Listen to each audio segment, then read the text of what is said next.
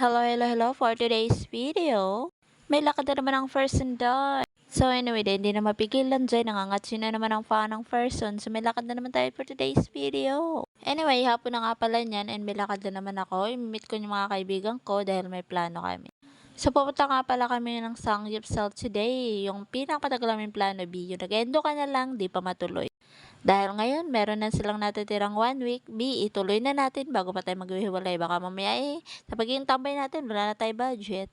Hindi, joke lang. So, ayun, nandito na nga ako sa mall. So, hintayin ko sila, imimit ko sila kasi ang oras pa na kanilang time for out is 6 p.m. in the afternoon. So, duman muna ako ulit sa CR dahil sinamahan ko nga si Julie dahil kaka-out niya lang. And hinihintay ko siya kasi nagpapalit siya ng damit. So, now, here, pagkasama na kami ulit. Then, pupunta naman kami doon sa kasama namin dahil naka-on duty pa siya. So, hindi naman masyado nagtagal. Wala pang 7 p.m. Nakalabas na rin yung isang kasama namin at ito papunta na kami doon sa venue. So, kasama ko nga pala dyan si Julie at si Ate Jen.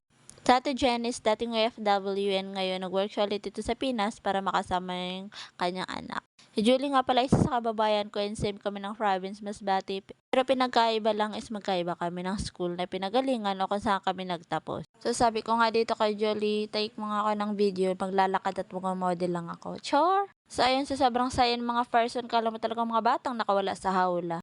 So ayan, sobrang excited and saya namin papunta kami doon sa venue na pupuntahan namin kung saan kami kakain. So, ito nga pala, nandito kami sa SM South Las Piñas dahil dito rin ako malapit nakatira at dito rin ako nag-work before. So, ibig sabihin yung mga kasama ko dyan sila nag-work sa SM Supermarket. Yes, the last time ni-reveal ko na sa inyo kung saan ako nag-work since endo na rin naman ako kaya sinabi ko na. So, here there you go. Nandito na nga pala kami sa pupuntahan namin, nakakain na namin sa Samgyeopsal. So, sobrang excited mga person at first time na pumunta rito hinahanap na naman yung hagdan sa badaanan. So, nandito na nga kami sa loob at naghanap na kami kung saan kami pwesto ng table. So, ito pinakita ko na sa inyo yung mga menu dito na pwede pagpipilian. Anyway, everything is unlimited kaya lahat kinuha namin.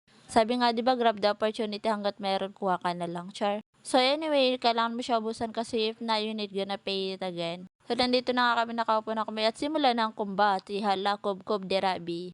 Maniguro sa tao, kay sayang pa datong ibaya dooy. Mga doon lang isang gupsal, dapat walay sulod ang imong, ansa daw? Dapat walang laman yung mga tiyan natin para hindi tayo malugi sa bayad natin, B. So, super saya naman ako kasi kahit papano, anyway, natuloy pa yung mga plano namin, mga girl, Before pa dapat ito mangyari, kaso nga lang sa grupo namin, ako dahil meron talagang mas mauna, merong hindi, merong ayaw, merong gusto, ay duwag. Dahil nga hindi matuloy-tuloy yung plano na bitbi at hindi nagkakasundo yung aking mga barkada, ay naganap na lang ako ng kasama. So gabi nga pala to pumunta kami kasi after out nga nila. So ito na nga, samahan nyo kami, kain mo ng mga person dahil nagugutom na kami, B. So story time, bago ako pumasok sa SM Supermarket, wala akong kilala kahit isa. So mga after 1 month nga, biglang dumating to si Julian, katabi ko lang siya doon sa department ko sa loob ng SM. Sa SM Supermarket ako pero hindi ako sa mismong store doon sa labas o sa selling area. Sa loob nga pala ako ng selling door nakasign at mga hawak kayong mga documents. At dahil si Julie katabi lang ng department ko, siya nga pala nag-i-scan ng mga deliveries. So yun lang, thank you for watching.